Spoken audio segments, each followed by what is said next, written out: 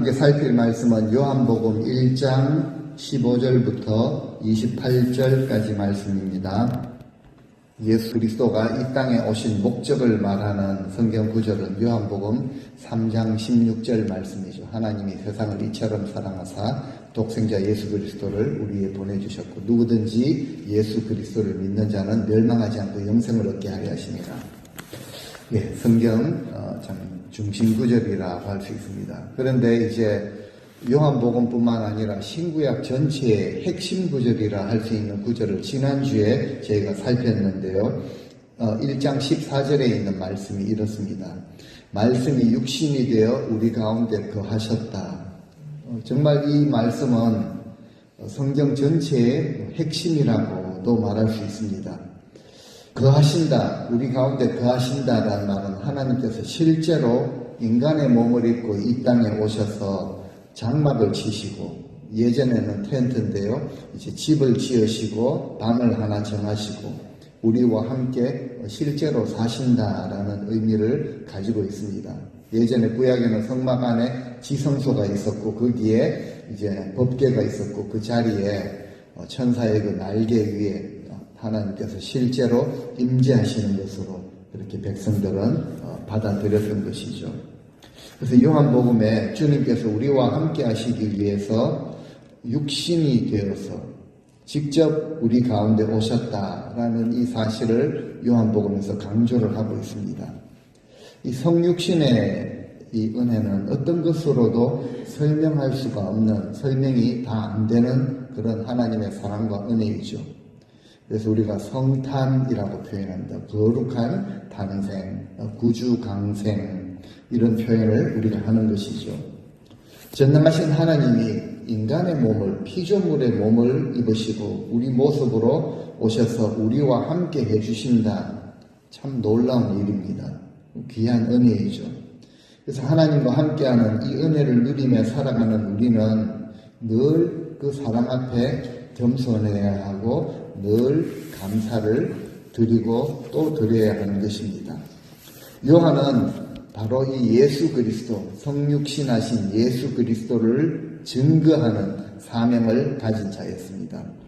오래전에 구약 이사야 선지자는 세례 요한이 광야에서 예수님을 증거하는 사명을 감당하게 될 것이라 수백 년 전에 예언을 하였죠. 이사야 40장 3절 말씀인데 수백 년 전에 벌써 이렇게 말하였습니다. 같이 한번 읽어보시겠습니다.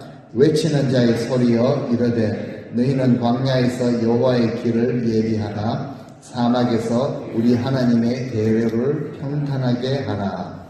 이 말씀이 오늘 요한복음 세례 요한을 통해서 성취가 되었습니다. 그래서 15절 말씀을 시작하면서 이제 요한은 예수 그리스도에 대해서 사람들에게 이제 이렇게 외치면서 이제 증언하였죠. 광야에서 외치는 자의 소리가 이제 들려지기 시작합니다. 어떻게 외쳤습니까? 자, 이분이야말로 내가 말하던 바로 그분이다. 내가 전에 내 뒤에 오시는 분이 나보다 앞선 것은 그분은 내가 있기 전부터 계셨던 분이기 때문이다 라고 내가 전에 말하였는데 바로 이분 예수 그리스도를 두고 한 것이다. 이렇게 이제 외치는 자의 소리가 됩니다. 사실 요한은요, 예수님보다 6개월 먼저 태어났죠. 예수님의 사촌 형님뻘 되는 인물입니다. 그리고 먼저 사역을 시작하였죠. 사람들 눈에는, 사람들의 기준으로는 요한이 앞선 사람입니다. 그런데 요한 본인은 정작 반대로 말하죠. 내 뒤에 오시는 분은 나보다 앞선 분이다 라고 증언하였다는 거죠. 이것은 법정에서 진실을 밝히는 증인처럼 나 자신이 중심이 아니다 라는 것을 분명하게 밝히고 있습니다. 시간적으로 내 뒤에 오셨지만 존재적으로는 나보다 앞선 정도가 아니죠. 태초부터 계신 분이었다 라고 요한복음을 시작하면서 사도 요한이 그렇게 기록을 했죠. 세례 요한도 이것을 고백을 하고 있습니다. 오늘 우리가 찬송 드린 것처럼 예수님이 누구신가 이것을 확실하게 고백을 하는 것이죠.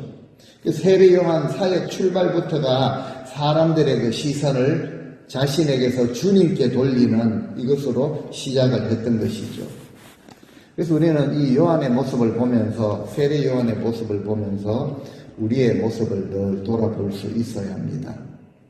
우리가 예수님보다 앞서서는 안 된다라는 사실이죠.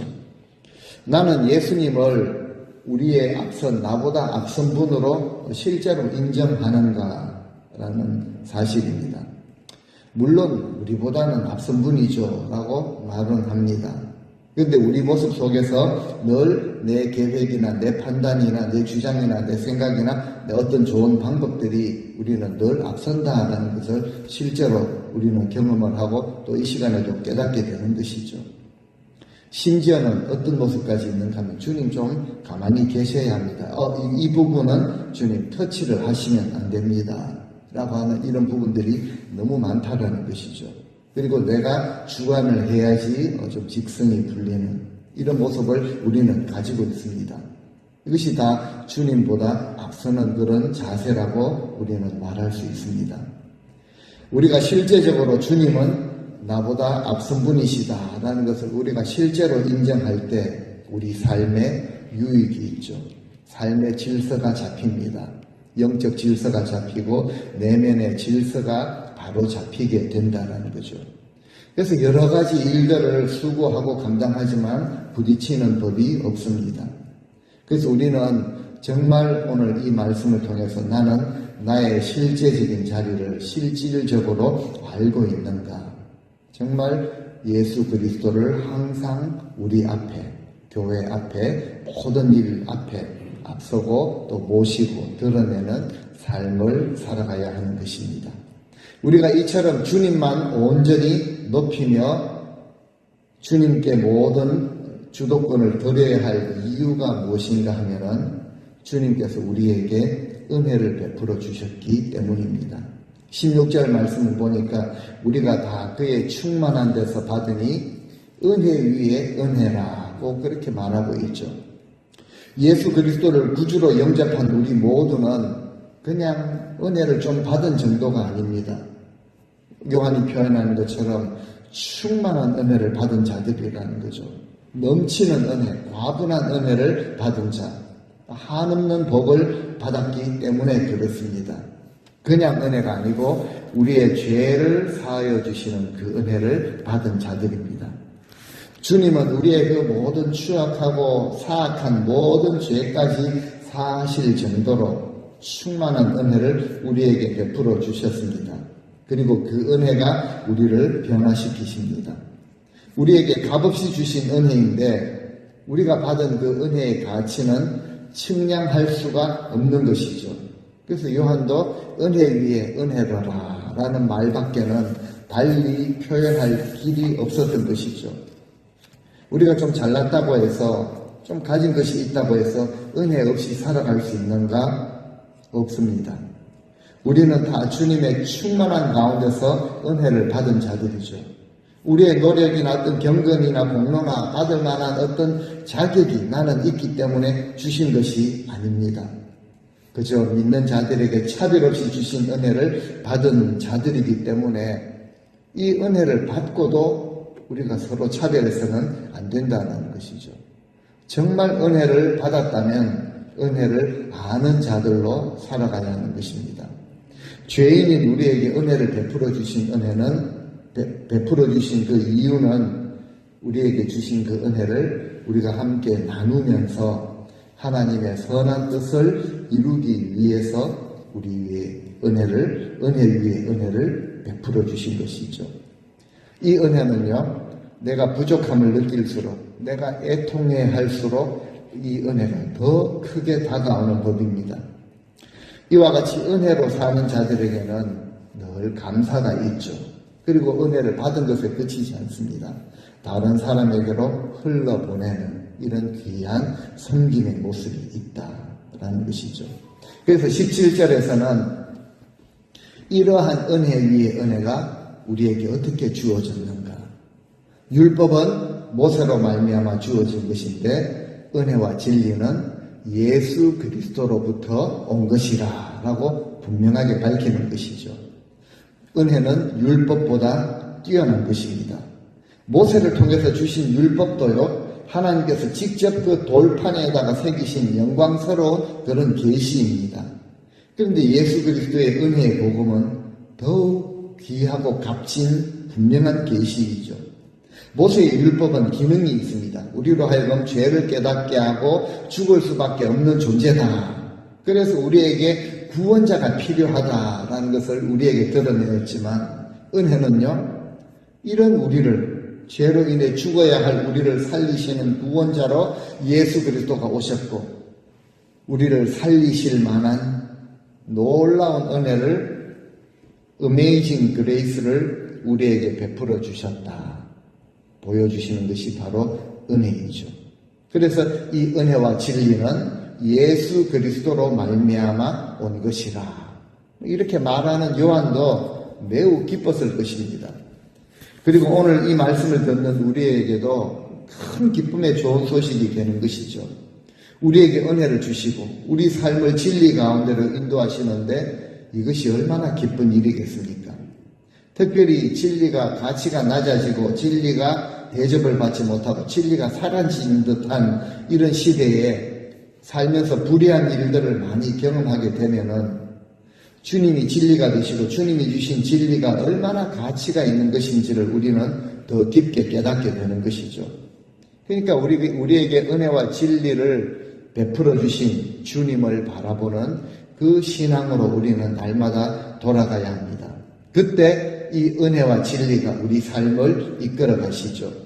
우리 삶이 더 이상 율법의 기준이 아니라 은혜와 진리로 채워지는 귀한 삶을 살게 되는 것입니다. 우리가 다 주님께 이런 넘치는 은혜를 받은 자들이죠. 우리가 깨닫게 되는 이것조차도 우리 스스로 깨닫게 되는 것이 아닙니다. 그 다음 18절을 보니까 바로 주님께서 우리에게 주신 것이라 라고 말씀하고 계시죠. 본래 하나님을 본 사람이 없다라고 선포하고 있습니다. 누가 우리에게 나타내 주셨습니까? 아버지 품속에 있는 독생하신 그 하나님 예수 그리스도께서 우리에게 나타내 보이셨다, 깨닫게 하셨다라고 말씀하고 있습니다. 그렇죠. 지금까지도 하나님을 본 사람은 아무도 없습니다. 이것이 우리 인간의 한계이죠. 그런데 아버지 품에 계시는 독생자 예수 그리스도께서 분명하게 하나님을 우리에게 알게 해주셨다. 우리가 믿는 예수님은 하나님의 아들이시죠. 베드로가 주는 그리스도시요 살아계신 하나님의 아들이십니다. 이 고백을 주님께서 그토록 기뻐하신 것이죠.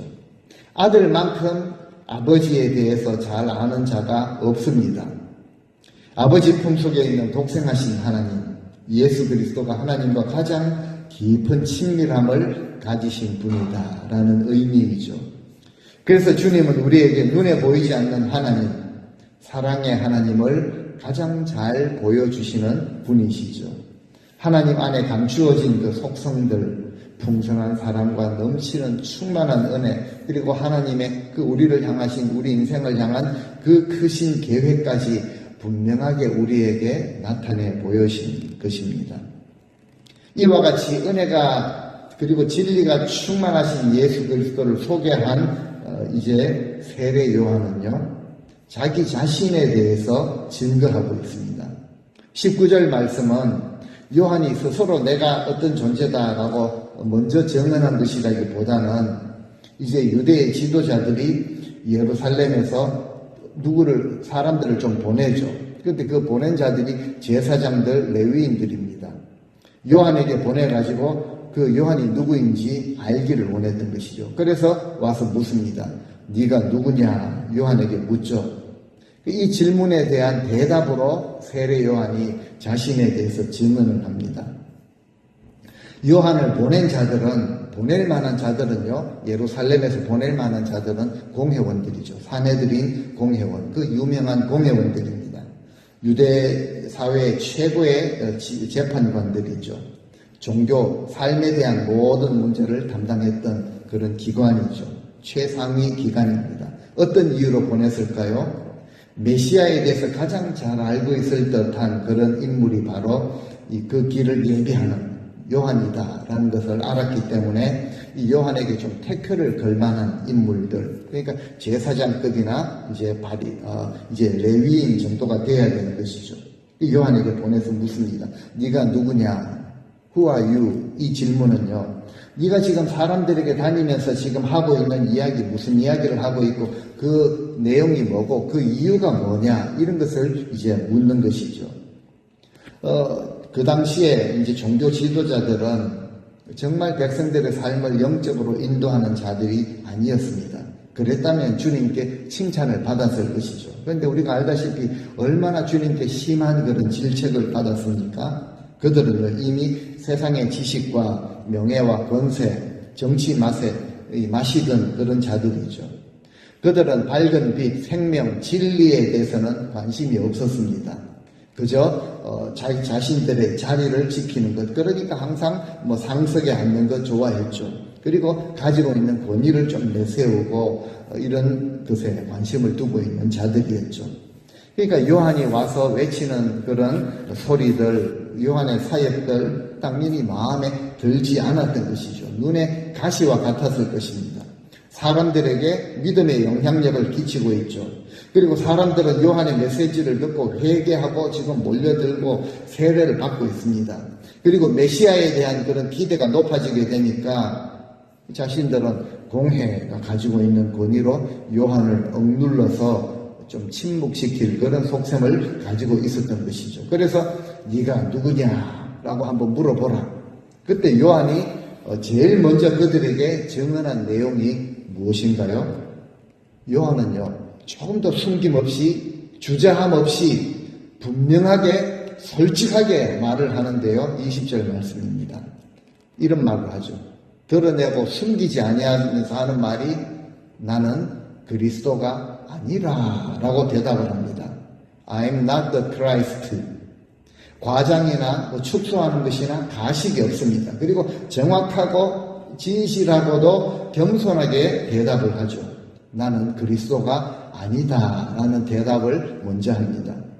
우리는 그렇게 생각할 수 있죠. 그리스도가 아닌 존재, 아무리 큰 자이지만 그리스도가 아닌데 뭘 그렇게 그리스도가 아니다 라고 말한 것을 가장 먼저 그렇게 할까? 당시 사람들은요, 세례 요한의 그 사역, 강력한 이 사역을 보면서 사람들은 그렇죠, 추앙을 합니다. 왕과 메시아 정도로 추앙하려는 그런 분위기였습니다. 우리 인생은 그렇게 된다는 거죠. 뭔가 좀 대단하고 이러면 높여 치켜 세우고 서로 그렇게 높여 세우고 대접을 받고 이렇게 되죠. 근데 요한은요, 단호하게 나는 아니다라고 그 대답하는, 여기에 정말 깊은 진리가 숨겨져 있습니다. 이것은요, 자신은 결코 주인공이 아니라라는 이런 솔직하고도 그리고 겸손하고도 진정한 그런 대답을 던지는 것이죠. 진정한 예수 그리스도의 증인들은 사람들의 관심과 시선이 자신에게 머물 때 그것을 즐기지 않습니다. 그리고 그것을 즉시 주님께 돌려드리는 자이죠. 요한은 앞에 8절에서도 자신을 말해서 나는 빛이 아니다.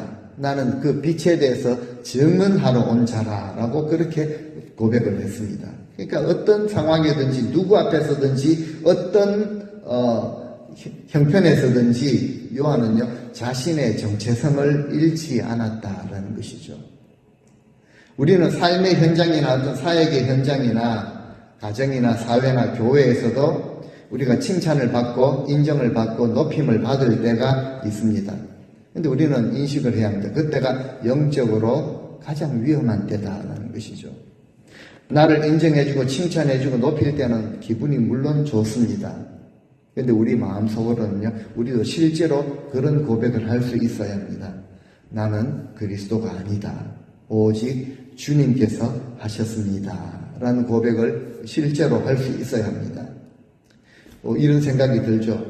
우리가 어떻게 감히 나는 그리스도가 아니다 라고 그렇게 말할 수가 있는가? 나는 절대 그렇지 않습니다 라고 생각이 다 드실 것입니다. 그런데요, 나도 뭔가 좀 했으니 나도 대접을 좀, 영광을 좀, 이런 자세가 마찬가지입니다.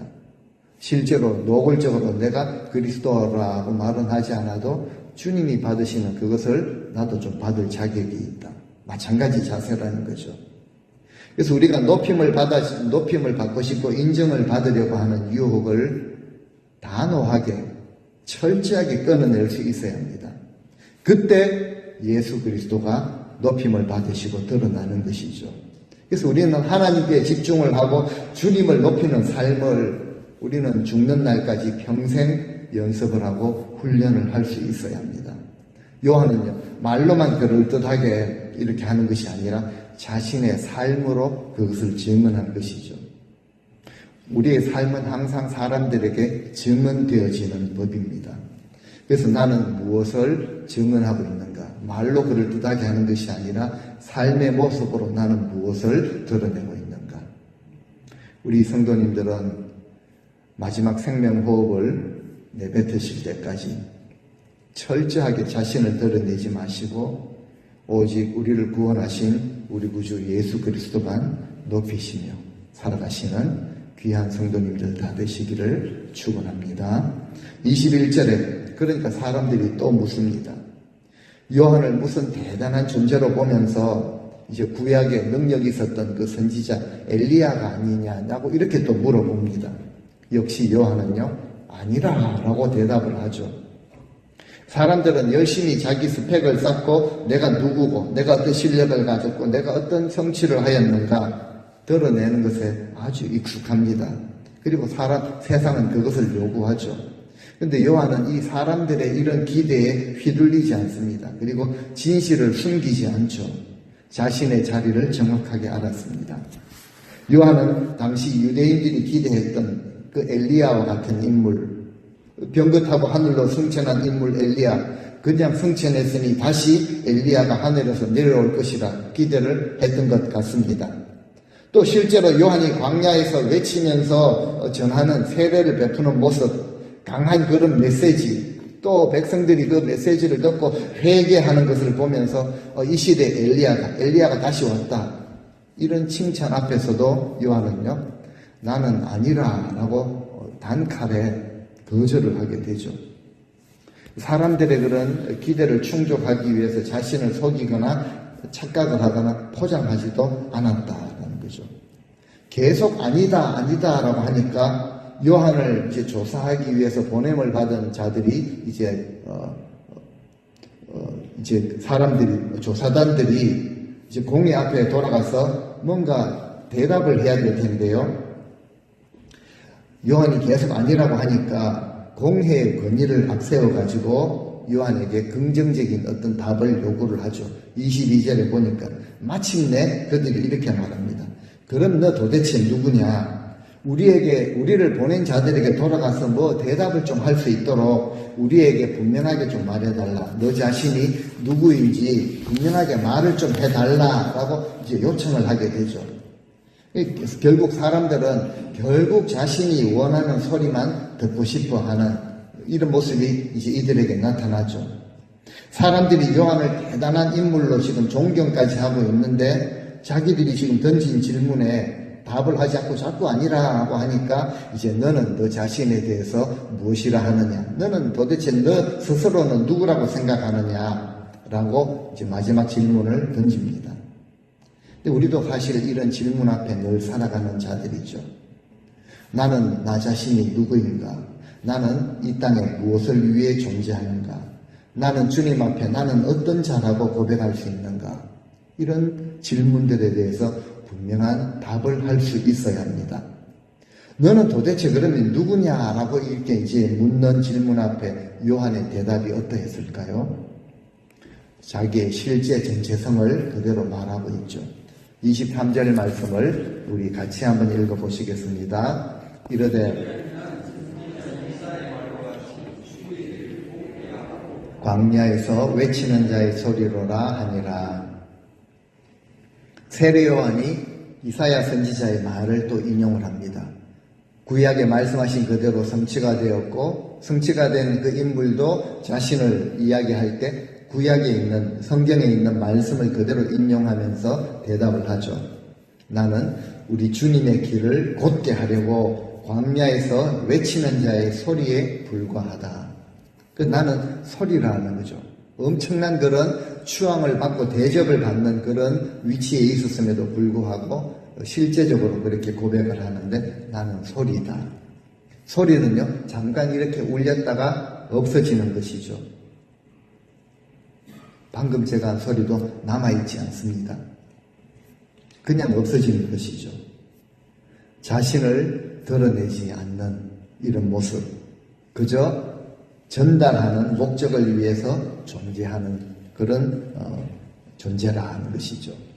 요한의 목적은 삶의 사명은 한 가지였습니다.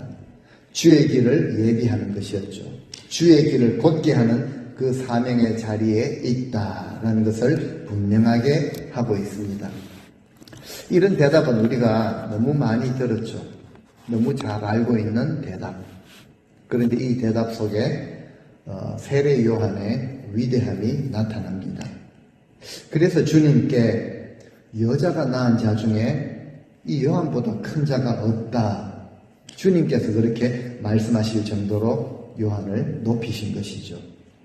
우리는 세상의 기준으로 어떤 것을 평가하려고 해서는 안 됩니다.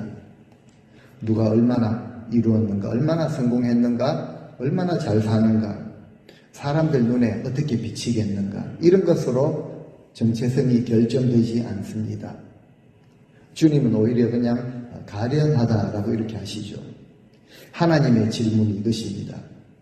너는 내가 부른 그 자리에서 어떤 삶을 살고 있느냐? 부르신 곳에서 나는 주님을 예배하네 라고 우리가 찬송을 드렸죠. 우리가 부르심을 입은 그 자리에서 어떤 사명을 이루며 살아가고 있는가? 우리 진정한 정체성은요, 하나님이 부르신 그 자리에서 드러나게 되어 있습니다. 그때 이제 24절을 보니까 그들 중에 몇몇 바리새인들, 요한을 조사하기 위해서 파견된 그 조사단이 이제 묻죠. 자, 25절에 보니까 네가 그리스도도 아니고 엘리야도 아니고 또 우리가 기다리는 그런 선지자도 아니라면은 이제 어찌하여 세례를 그렇게 베푸느냐라고 세례 베푸는 것에 대해서 묻고 있습니다. 적어도 주님께서 베푸시거나 엘리야나 어떤 선지자 정도가 되어야 세례를 베풀 텐데 그리스도도 아니고 엘리야도 아니고 선지자도 아닌데 왜 지금 사람들에게 막 몰려오는 사람들에게 세례를 베풀고 있는지, 베푸는 그 자체보다는요, 무슨 권위로 그렇게 하고 있는지 이것을 알고 싶었던 것이죠. 그들에게는 이 권위가 상당히 중요했던 것입니다. 그러니까 요한이 가지고 있는 그 신앙의 정체성, 그 성품과 당시 종교 사내들인으로부터 시작하는 이 권력 사이에, 그 권력의 헤게모니 사이에 긴장이 있었다라는 것을 보여주죠. 이 사내들인 공회, 이 그들의 의도는요, 요한의 영향력이 두려웠던 것이죠. 자신들의 권위를 지키고 싶었던 것이죠. 백성들 사이에서 메시아를 기대하는 분위기가 커지면 자신의 자리가 위협을 받겠구나. 그래서 네가 왜 세례를 베푸느냐? 네게 그럴 만한 권한이 있느냐? 이 질문을 던지는 것이죠. 이 질문은 이제 예수님께서 사역을 하시면서 끊임없이 받았던 질문입니다. 사람들이, 바리새인들이 심지어 예수님께 네가 무슨 권세로 그런 안식일에 병도 고치고 그런 말들을 하느냐, 이렇게 대적을 해왔죠. 대적들의 눈에는 항상 자기의 권한이 크게 보이는 법입니다. 내한테 허락을 받아야 하는데 감히 우리 허락도 없이, 심지어 예수님의 제자들에게도 그랬죠.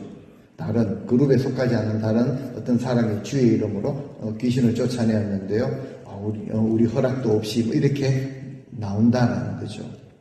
요한에게도 어찌하여서 세례를 베푸느냐, 너가 무슨 권세로 그러느냐 묻는 것이죠. 근데 하나님은 사람들에게 허락을 받은 어떤 자격 있는 자를 쓰시는 분이 아니시죠. 하나님은 부르신 자들을 쓰십니다. 요한의 그 가지고 있는 권위는요, 종교 지도자들이 허락해 주는 것에 오지 않았고 하나님의 부르심에서 왔던 것이죠. 그렇기 때문에 요한은 흔들리지 않고 어떤 상황이든지 누구 앞에서든지 바른 말을 합니다. 결국 그렇기 때문에 이제 헤롯 왕에 의해서 목이 잘려서 순교하는 그 모습을 이제 뒤에서까지 보게 되는 거죠. 흔들림이 없었다는 거죠. 그래서 26절에 이제 이렇게 말합니다. 나는 물로 세배를 베풀지만 너희 가운데 너희가 알지 못하는 한 분이 지금 서 계시다. 나는 물로 세배를 베푸는데 거기가 이것이 전부이다. 나는 거기까지이다. 라는 것이죠. 신령한 그런 성령의 세배를 주지는 못한다라는 것입니다. 근데 요즘 오늘날 세상을 보면 은혜를 좀 받았다고 자신이 굉장히 신령한 은혜를 좀 나누어주는 이런 자로 착각하는 모습들이 이단을 비롯해서 얼마나 많은지 모릅니다. 세배에서 성령을 받으라, 불세례를 받으라 막 던지고 이런 모습을, 아이러니한 이런 모습을 보게 되죠. 근데 요한은 그렇지 않았다는 거죠. 큰 인물임에도 불구하고 나는 여기까지다. 하지만 다른 분을 소개하죠. 나보다 더 크시고 내가 할 수 없는 일을 행하시는 분, 너희에게 성령으로 세배를 베푸시는 분, 너희에게 넘치는 은혜 위에 은혜를 부어주시는 분을 소개를 하는 것이죠. 나는 물로 세배를 베풀지만 너희 가운데 너희가 아직 알지 못하는 분이 서 계시다. 이미 오신 분인데 사람들은 알아보지를 못했습니다. 근데 그분은 너희 가운데 계시는 분이다. 그들이 왜 그리스도를 알아보지 못했는가요? 자신들의 그 틀에 갇혀있기 때문에, 영의 눈이 어두웠기 때문에, 자신들이 가지고 있는 그 기대에 갇혀있기 때문에 그런 것이죠. 그 참된 가치, 진정한 가치는요, 대부분 숨어있는 법입니다. 세상에 숨어있죠. 그리고 흔히 대다수의 사람들은 허상을 잘 따릅니다. 실제로 귀한 가치가 있는 것은 잘 알아보지 못하는 특징이 사람들에게 있습니다. 그 하나님은 우리가 알고 있는 것보다 더 가까이 계시다는 거죠. 요한이 선포한 것처럼 우리 가운데 우리 실제적으로 설명을 하자면 여러분들 집을 생각을 해보시죠. 집에 가장 소중한 그 위치에, 그 자리에, 그 방에 주님이 함께 계시다는 거죠. 그래서 예전에 우리가 함께 나누었던 내 마음 그리스도의 집이라는 것이 정말 그런 모습을 잘 드러내고 있지 않습니까? 우리가 거하는 안방에, 우리가 거하는 거실에, 주방에 주님은 실제로 우리 가운데 계시는 분이십니다. 더 가까이 계시는 분이시죠. 하나님 나라는 이미 시작되었고 이미 우리 가운데 있습니다. 그러면서 요한은요, 사람들에게 그리스도가 자신을 훨씬 뛰어넘어서 자신보다 앞선 분이신데 어느 정도 앞선 분이신가? 27절을 보니까요. 그분은 나보다 뒤에 오신 분이지만 나는 그분의 신발끈을 풀어드리기에도 그런 자격도 없는 자이다. 라고 이렇게까지 말을 합니다. 주인의 신발끈을 풀어드리는 일은 종들 중에서도 가장 낮은 종들이 하는 일이었습니다. 그런데 요한은 자신을 그렇게 비하하면서 말을 하고 있죠. 이것은 단순한 겸손을 넘어서 예수님의 절대적인 높으심 그리고 자신의 자리를 정확하게 알고 있다라는 것을 드러내는 고백입니다. 이것은 겸손을 넘어서 주님을 경외하는 그런 경외함의 모습이었죠. 오늘날 우리 많은 성도들도 잃어버리고 있는 이 하나님 경외의 모습을 세례 요한은요 가지고 있었다. 요한은 그리스도를 경외하는 자였습니다. 우리 역시 실질적으로 나는 주님의 신발끈을 풀어드릴 자격조차 없는 그런 자입니다. 라는 이 고백이 우리에게는 회복되어져야 합니다. 이런 영성이 있을 때요, 우리 삶의 모든 어지러움과 무질서가 사라지고 교회 안에서도 갈등들이 사라지고 우리 삶에도 은혜가, 공동체 안에도 목장들 안에도 은혜가 흐르게 되어 있다는 거죠. 우리는 늘 앞세우고 싶은 것들이 많습니다. 내 연륜과 내 지위와 내 자격과 내 자존심 앞세우는 이것보다는요, 주님의 높으심과 주님의 존귀하심을 앞세울 수 있어야 하는 것입니다. 요한이 이 정도로 주님을 높이며 주님을 그들에게 소개를 했다면은, 진리에 대한 어떤 목마름이 있는 자들이었다면은, 그렇게 높으신 그런 귀한 분이 누구시냐, 어디 계시냐, 당연히 이렇게 물어보아야 했던 것이죠. 그런 갈증이 있었다면은 구원을 베푸시고 은혜 위에 은혜를 부어주시는 주님을 만날 수 있는 가장 좋은 자리에 있었던 자들이었을 텐데, 그들의 결말은 이제 두고 주님께 이렇게 받는 그런 평가를 보면은 비극이죠. 비참합니다. 그래서 오늘 말씀을 맺으면서 28절에 보면은 이렇게 되어 있죠. 이 모든 일, 지금까지 요한에게 질문을 던지고 요한이 대답을 하고 주님을 증거하고 했던 이 모든 일이 어디서 일어난 것이라고요? 세례를 베풀던 그 요단강 건너편 베다니에서 일어난 일이라. 베다니, 나그네의 집, 이런 뜻이 있습니다. 자, 성경은요, 종종 이제 사건이 일어날 때 그 장소를 기록을 합니다. 구약을 읽다 보면은 어디에 머물렀고 어디를 떠났고 이런 것을 비롯해가지고 얼마나 많은 지명들, 읽기에, 발음하기에도 어려운 지명들을 성경은요, 하나하나 그 모든 장소를 일일이 기록을 하기도 하죠. 단순한 지리를 우리에게 정보를 알려주는 것이 아니라 영적 의미가 담겨 있는 것입니다. 하나님은요, 구체적인 그런 장소에서 일하시는 분이십니다. 우리는 흔히 예배를 드리면서 집회에 참석을 하게 될 때, 나의 남은 인생 주를 위해 살겠습니다. 내 삶을 주를 위해 드리겠습니다. 막연하게 그렇게 결단하고 고백하기도 하죠. 근데 막연하게 그런 막연함 속에 일하시는 분이 아니시고 하나님의 구원 역사를 이루어 가시는 실제적인 시간과 장소가 있다라는 것을 오늘 말씀에서도 보여주십니다. 그러니까 하나님은 일하실 때 실제적인 그 장소에서 하나님의 때에 그리고 실제적인 사람들을 통해서 실제적인 사역을 이루어 가시는 분이시죠. 근데 궁전 같은 화려한 장소가 아니었죠. 광야와 같은 그런 낮아진 그런 곳에서 하나님은 놀랍게 역사를 하십니다. 그리고 우리를 그 자리로 부르시죠. 이제 요한 화려하게 옷을 입은 그 사람들이 구하는 궁전 이런 곳으로 우리를 부르시는 파티 장소로 부르시는 것이 아니고 하나님 나라의 역사를 이루어가는 그 광야로 우리를 부르시는 분이십니다.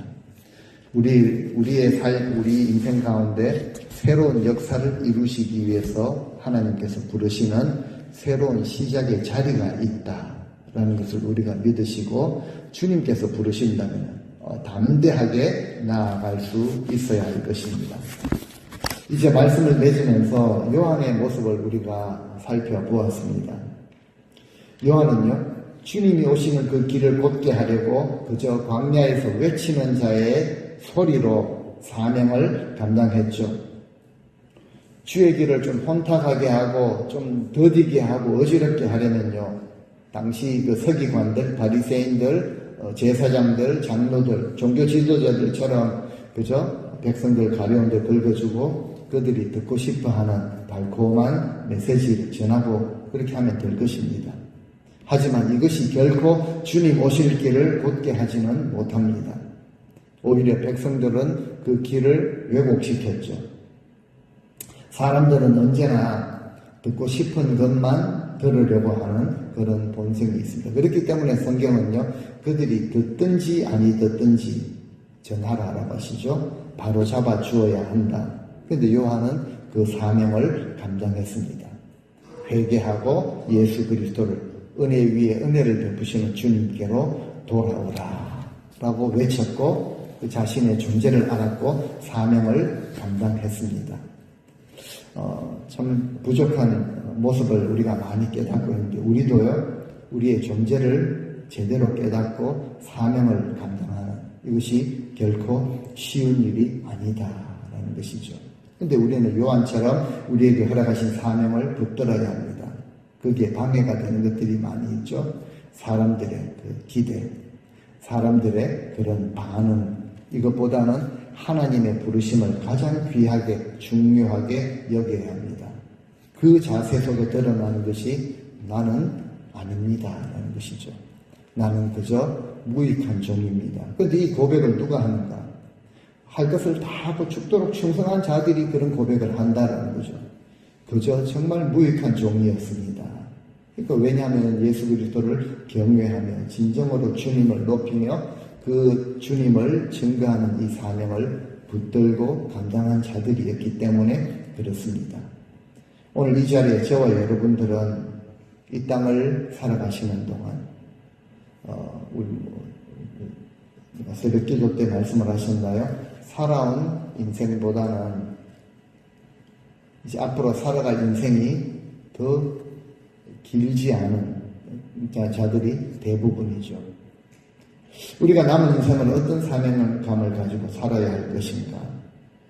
주님 다시 오실 날이 가까웠는데요. 우리 주님 다시 오실 길을 우리가 곧게 하기 위해서 우리는 세상을 향해서 어떤 소리를 외쳐야 하고 어떤 빛을 우리가 세상 향해 비추어야 할 것인가? 이미 은혜 위에 은혜를 받은 자들로서 생각을 해보면 우리가 세상 가운데 비출 수 있는, 우리는 빛입니다. 빛의 자녀들이죠. 비출 수 있는 빛이 많다라는 것을 우리는 깨닫게 됩니다. 빛 대신 주님으로부터 우리가 받은 빛이 있죠. 우리는 사랑의 빛을 받았습니다. 기쁨과 희락의 빛을 받았죠. 그리고 화평의 빛을 받았습니다. 그리고 섬김의 빛을 받은 자들이죠. 이제는 우리가 남은 인생 살아가는 동안 이 빛들을 세상을 향해서 비추어야 합니다. 더 밝게 비추어야 합니다. 빛을 비추되 요한처럼 겸손함으로 예수 그리스도만 높이며 정말 주님 오실 길이 잘 예비되어 줄 수 있도록 우리의 삶을 통해 복음의 메시지에 그 빛을 밝게 비추시는 우리 성도님들 다 되시기를 예수 그리스도의 이름으로 간절히 축원드립니다. 아멘.